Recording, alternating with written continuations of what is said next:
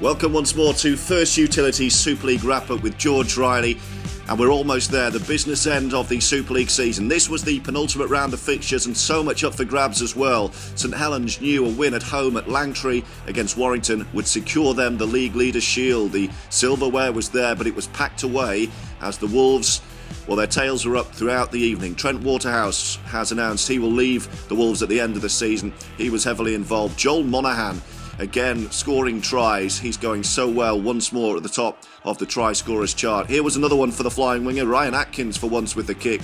It was, a bit of a mess at the back for St Helens. Monaghan gobbled it up. Warrington win to strengthen their hopes at the end of the season.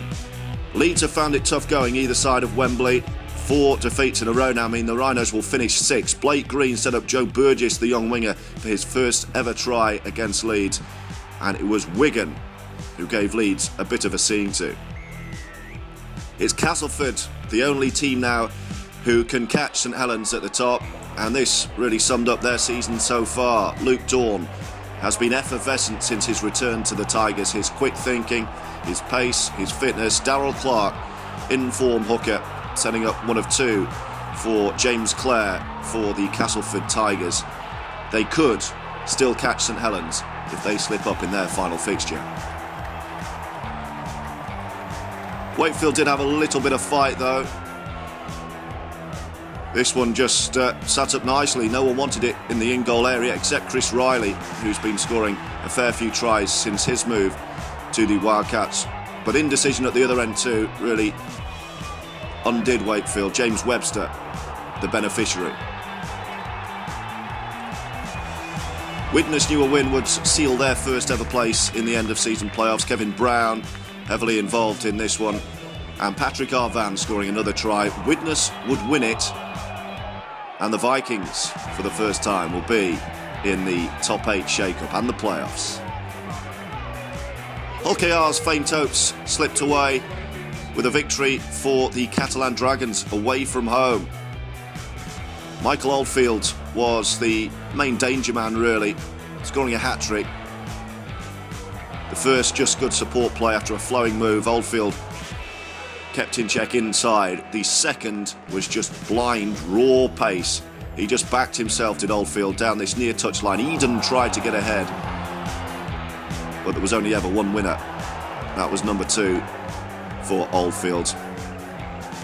And the hat-trick try was quite a special finish as well. A touch of the Tommy Makinsons in the corner.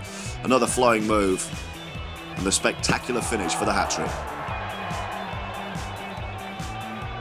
This was quite a game as well. Hull FC had a great start. They played well in patches in this game, but Huddersfield struck back to win it. Jamie Shaw got this try for Hull FC, but the fight back ultimately came from the Giants.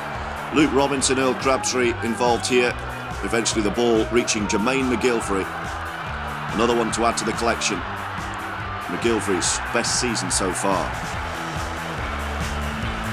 Another defeat for relegated London, and Dr. Marwan Kukash getting the response really that he hoped for after some harsh words in the last couple of weeks. The cancellation as well of the Players' End of Season Awards, and this was much more like it from the Red Devils. How many pairs of hands, how many touches, how many little flicks were there in this try?